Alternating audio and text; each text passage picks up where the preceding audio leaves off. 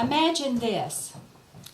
You are an undocumented migrant who has just been detained for deportation in a facility under the custody of the U.S. Border Patrol.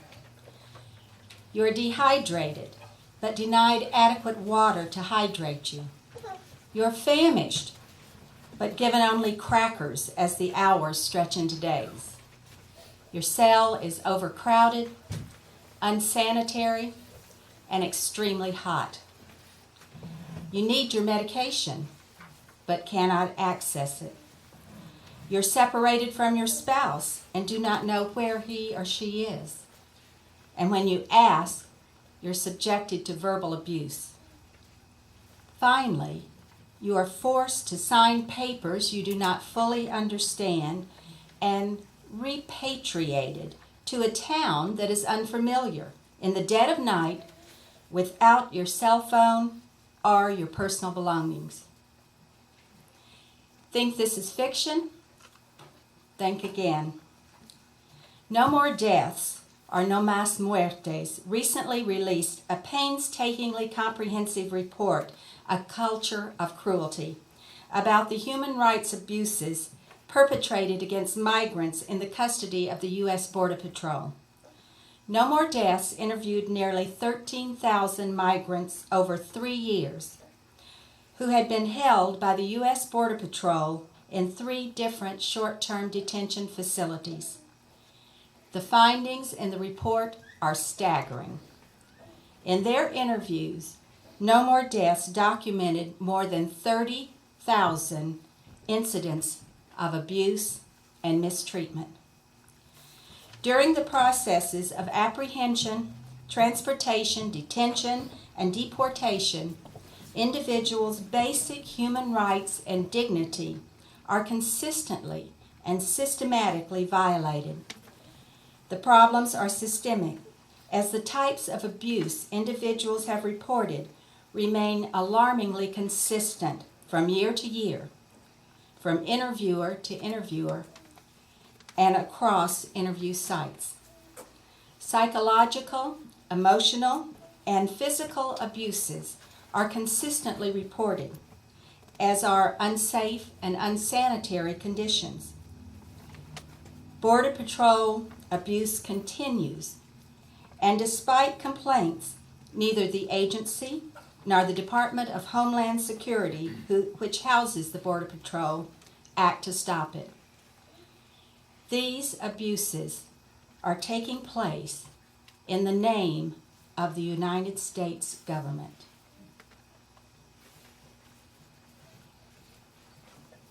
This is from an email that came to me from Dan Fermansky, the campaign manager of Standing on the Side of Love. And I imagine some of you received the same email. So I want to thank you for inviting me to come here this morning. It is really my privilege to come and talk to you about General Assembly. But actually, I'm here in 2 different hats, one as the district coordinator of General Assembly and the other as the vice president of the PSWD board. And so I'll get into several different aspects of General Assembly this morning. Now, some of you may not be too familiar with General Assembly. And you're not going to hear it referred to too much as General Assembly because, again, that's another mouthful. And you'll hear UUs referring to it as GA because UUs like to use a lot of acronyms and initials and abbreviations. The General Assembly, or the GA, is basically the business meeting of the Unitarian Universalist Association.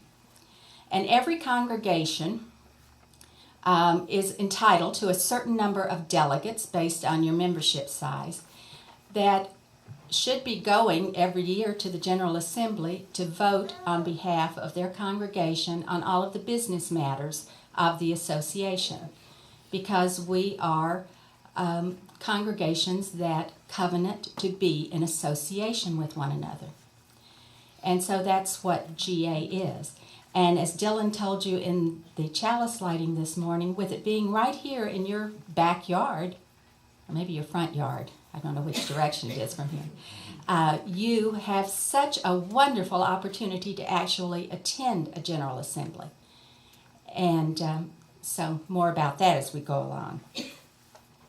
But right now, I'd like to weave a number of threads together concerning immigration, economic justice, and our district, the Pacific Southwest District's hope for hosting a Justice Assembly that have evolved into what we are calling the Justice Action Plan. I read some rather disturbing words to you a few minutes ago about the present-day experiences of immigrants in our country. And not being an immigrant myself, I can't speak with first-hand knowledge of what this would actually do to a person. But I do have immigrant ancestors. My ancestors came here in the late 18th and early 19th century from Scotland and from Ireland.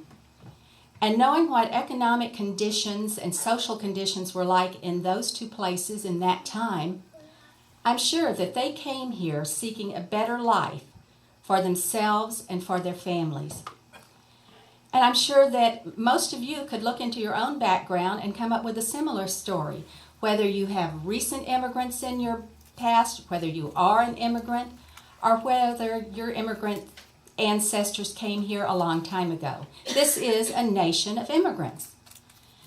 However, for the last 100 years, this nation has been trying to close our borders tighter and tighter to keep out the other, the different, the threatening. Now, as you well know, Arizona, on the front lines of this battle, passed SB 1070 to add new laws and in particular to place new rules on our police in an effort to control immigration. Most aspects of this law or this bill have not gone into effect because of various legal challenges.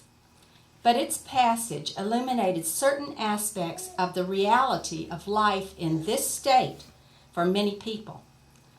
The provisions of the law clearly target Hispanic citizens and anyone else who can be seen as the other. And just as important, it also has served as the model for other states to pass similar harsh immigration measures. Sometimes, though, you see a little bit of, I guess, poetic irony in all of this. As you all know, Alabama recently passed a similar law, and theirs went into effect. And I think the reason it went into effect where ours didn't is because I think they must have given their police the permission to ask anybody that they stop for a traffic violation to show their papers or to prove that they were U.S. citizens. And just recently I read that they stopped a man who didn't have any way to prove he was a U.S. citizen because he wasn't, and so they put him in jail, and he had to have his people come to the police station to get him out. He was the general manager of the big Mercedes plant in Alabama that I think was providing a few jobs for the people there. So those are the types of things that can happen. But based on the racism and the injustice that was evident in SB 1070, many organizations from across the country imposed economic boycotts and pulled out of planned conventions in Arizona. In fact, the initial reaction of the delegates in 2010, in April of 2010, at the Pacific Southwest District Assembly, on Saturday of that weekend, we heard that SB 1070 had passed. And so the initial reaction at that district assembly was to call on the Board of Trustees of the UUA to boycott Phoenix and not hold General Assembly here. And the initial reaction of the Board of Trustees of the UUA was the same thing. Let's boycott. Let's pull out of Phoenix. And understand, this General Assembly at Phoenix had already been planned and scheduled here several years prior to 2010. So that year, a few months later, in June of 2010, delegates from this congregation perhaps, and from many of the UU congregations in Arizona, spoke up at the General Assembly, which was being held in Minneapolis that year. And they said, no, instead of boycotting, we urge you to go to Phoenix, to bear witness, and to stand on the side of love. So the idea of a Justice Assembly was born. Now, one question or complaint that has been voiced early on about the Justice Assembly was, why should we have such a narrowly focused General Assembly to talk about immigration in Arizona? There were a lot of people across the country that just didn't quite get that. However, as we heard in the reading, during the processes of apprehension, transportation, detention, and deportation, individuals' basic human rights and dignity are consistently and systematically violated. And these violations remain alarmingly consistent from year to year, from interviewer to interviewer, and across interview sites. These human rights violations are happening in many locations, not just Arizona. And many of the people who are deported through Arizona are brought here from Washington State, from New Jersey, from all over this country. They're being funneled into Arizona to be deported across our borders. And more people are realizing that immigration issues are not just about securing our borders. How our country treats immigrants has become a moral issue, not just a political one. And as UUs, we recognize our responsibility to stand up for the inherent worth and dignity of every human being. Also in 2010, GA delegates adopted, as they do most years, a Congregational Study Action issue.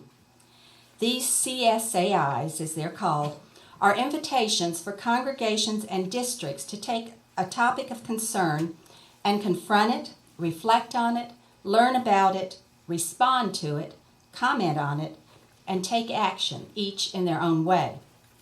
The text of the 2010 CSAI defines the issue thusly: migration of people driven by economic, social, political, and environmental factors is taking place around the world. Millions are currently in transit, in refugee camps, in detention centers, are living and working in places without full legal status and without access to social services or protection of civil rights. They call the CSAI immigration as a moral issue. The estimated 12 million undocumented workers who arouse such passion in the United States are only a fraction of the total number of stateless and displaced persons in our world today.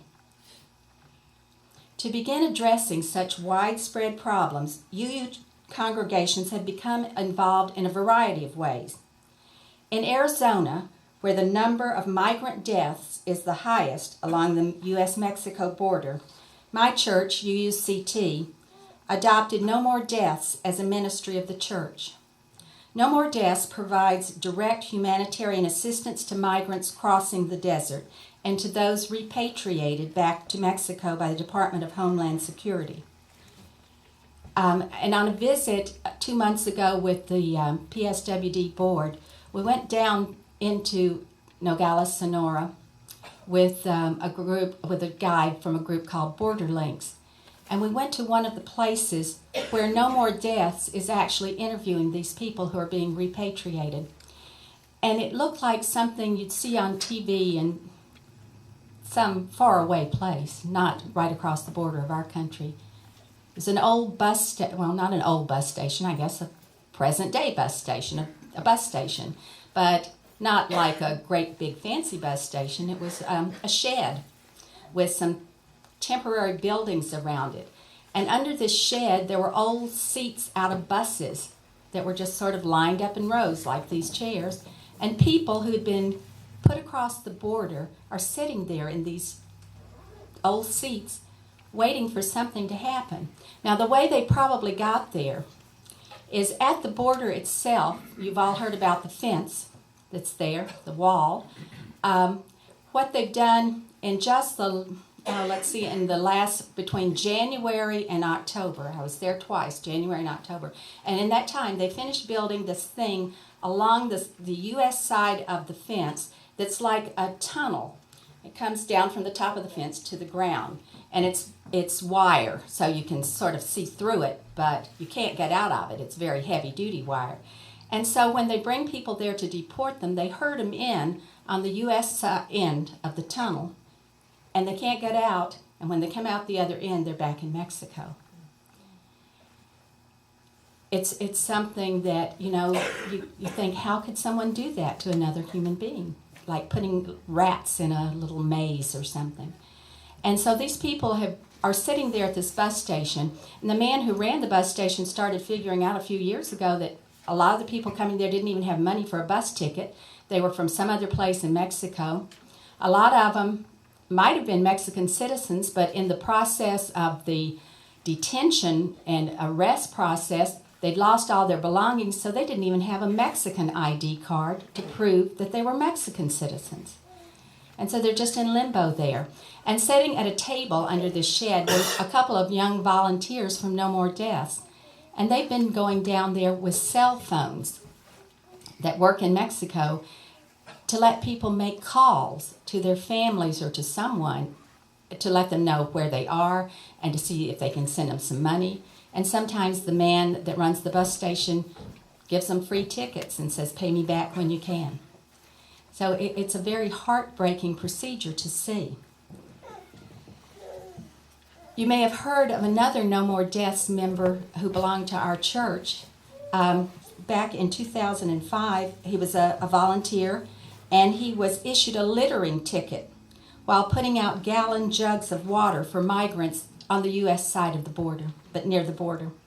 He fought the ticket and was convicted by a jury in federal court for knowingly littering. And he was sentenced to 300 hours of community service and a 1 year of probation. This was Walt Staten, who now lives over in Los Angeles and is studying to become a UU minister. In Phoenix, UU minister Susan Frederick Gray announced a call to action to bring attention to the racist tactics of Maricopa County Sheriff Joe Arpaio, whose raids and checkpoints resulted in the deportation of hundreds of undocumented immigrants and spread fear and hate in their neighborhoods. Rallies were held against Arpaio and the 286G agreements that empower local law enforcement to enforce federal immigration laws.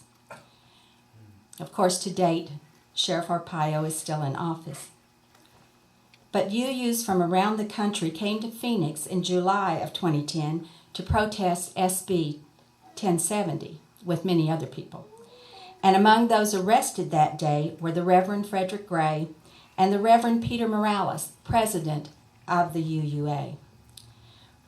Reverend Frederick Gray is now heading the Arizona Immigration Ministry, founded to support and continue the work of Justice G.A.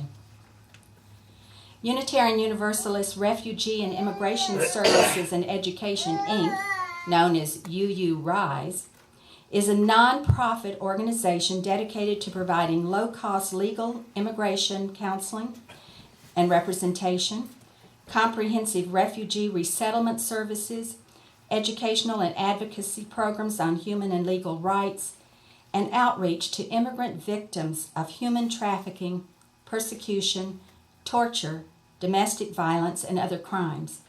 UU Rise is based in our Pacific Southwest District in San Diego, but its members travel around the country to participate in training and seminars for other people.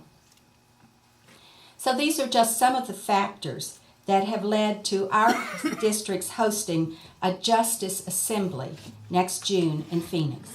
providing an opportunity for UUs from around the country to witness in ways that reflect our UU commitment to justice, equity, and compassion for all.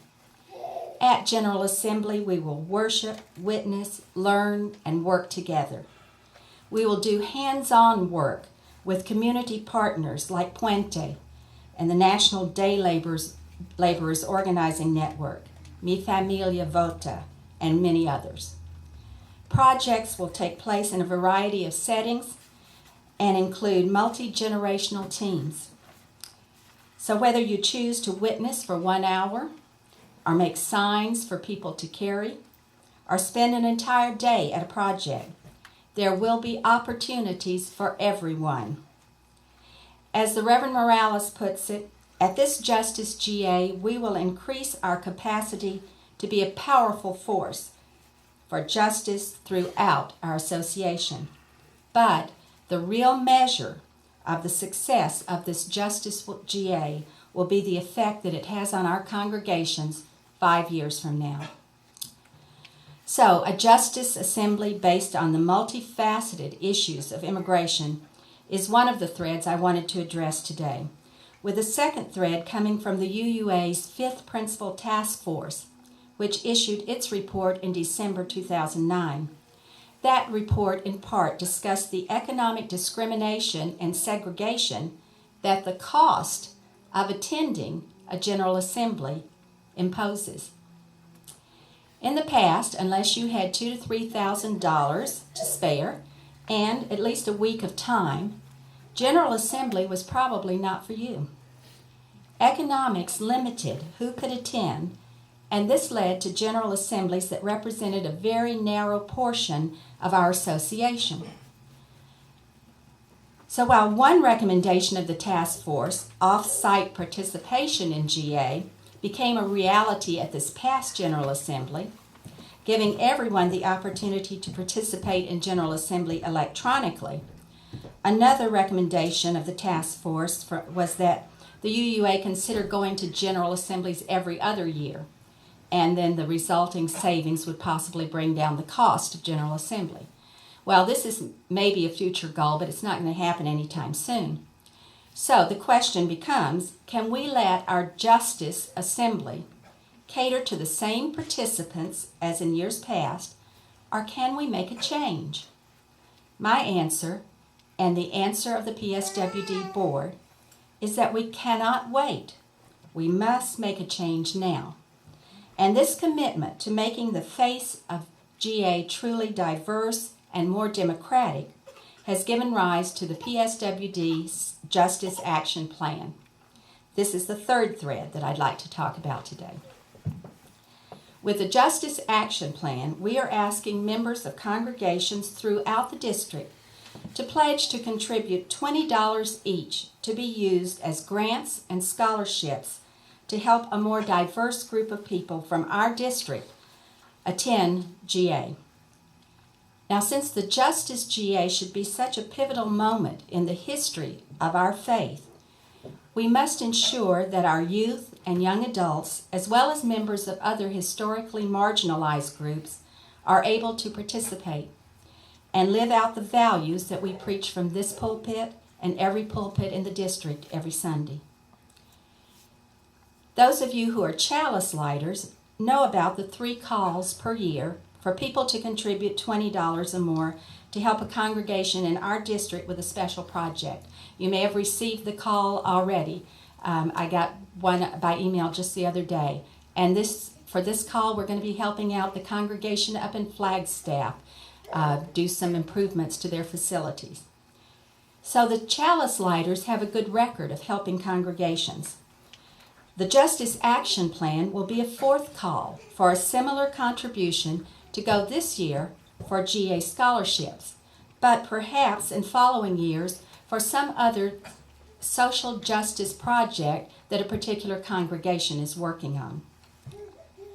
So I hope that I can count on each of you when this call comes to support this scholarship fund. Then we will be able to go to Justice Assembly in larger than ever numbers to bear witness, to live our faith, and to stand on the side of love. In the end, why we pledge these funds and why we attend Justice Assembly is the same reason why we do any work with justice issues. And that is to show that love, that is the doctrine of this church, does not and cannot end at our front door. So I'm here to ask each of you to show your support for Justice GA in whatever way you can. By your attendance, most certainly. By your contributions to help others attend. By volunteering to work at General Assembly. By forging relationships with local groups who are working on immigration issues, by doing things like writing Christmas cards with Puente. And by learning as much as you can about these immigration issues before General Assembly. And finally, to re-emphasize the complexity of the issues and the work that lies ahead, I would like to conclude with a reflection from the Reverend Alicia Roxanne Ford, who gives us maybe a little different perspective on immigration issues. She writes in her blog on the UUA website, "Am I a guest here in this house? Are you? Whose house do we inhabit? In the small world of our lives, the borders between us, easements, fences, gates, hedges, serve to delineate or to separate us, to remind us of where my property begins and ends, where your property begins and ends. If you cross over, you are a trespasser or a guest in my house. You've worked to own your own small plot of land and the house erected on it. You've claimed it. It is now a part of your self, your definition of self, your identity. If I cross over your fences, I'm a trespasser or a guest in your house. What does it mean then that in 1845 the United States crossed over into Mexico and took half of that country, took land, resources, labor? Was the U.S. trespasser, guest? Are there to be no consequences for taking what does not belong to you? Should we simply forget whose house we inhabit? To speak of hospitality in immigration often erases historical context. The actions of the past that have led us step by step into this current predicament. Professor Miguel de la Torre writes, "Perhaps it might be more accurate to speak of the responsibility of restitution rather than the virtue of hospitality. Hospitality, in this case, implies that the house belongs to us, that the land, the resources that are part of this house are ours, and we who now live here are being virtuous in our willingness to share. It erases the history that would have us remember that those who choose to cross the border today, those choosing to brave the harsh conditions of the desert, those who face the possibility of death, imprisonment, deportation, criminalization, are doing so because the U.S. once crossed their borders to extract their resources and labor. It is for them a matter of survival. It is for the U.S. a matter of restitution. The prospect of restitution is scary. Where do we begin? With Mexico? With Native Americans? With territories? With the descendants of those who were enslaved? How do we acknowledge and address the complexities of our history, present and future, if we are not careful, of dominance? What would right relationship look like? What conditions and considerations would make it restitution possible. And for us, Unitarian Universalists, engaging in Justice Assembly and beyond, for the conversation ought not to end in 2012. What would it mean for us to shake off the idea of hospitality as a central principle that is often attached to immigration and delve into the concept of restitution? Whose house do we inhabit? For we are not hosts, we are not owners, nor are we guests. What then is our responsibility? So I invite you to join me at the Justice Assembly in June and become a part of determining what our responsibility is. At this General Assembly, we will hone our skills as social justice advocates and bring the power of our religious witness to one of the most important civil rights and human rights issues of our time. We will gather to broaden and deepen our understanding of justice and to bring that understanding home to our own congregations so that we might all grow in spirit as well as serve our human beings, our fellow human beings. May it be so. Amen.